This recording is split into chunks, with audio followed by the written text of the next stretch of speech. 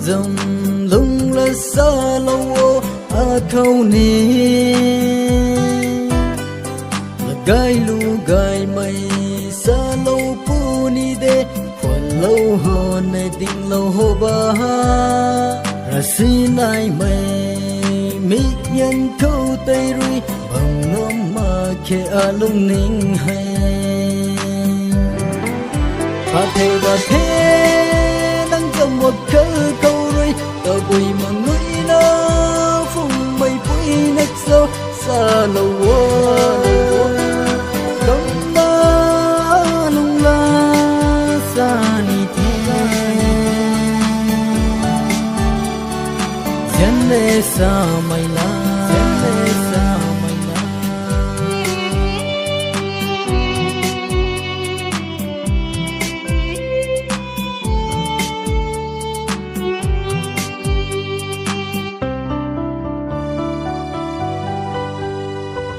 thật na hậu lâu mà ghé thấy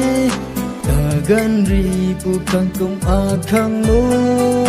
hậu đã qua nè thấy sao bên ngắm mắt mây a bu ca bầm đã mắc khe nang dâm lung là tay thân na xa lâu thô xa hân quang mây ta khoan bông mê và thế trong một câu rui tờ bùi mà người nó phùng mây bụi nách sâu xa lâu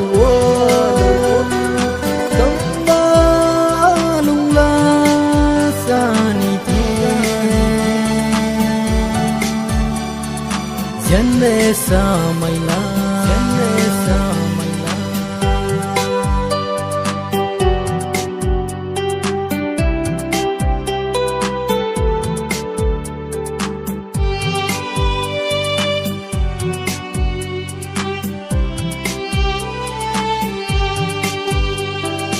na gai na sa bông câu lâu là thọ hằng lung linh thần mà nu lâu ê thay ở khám bụi khang su nít thế nang ta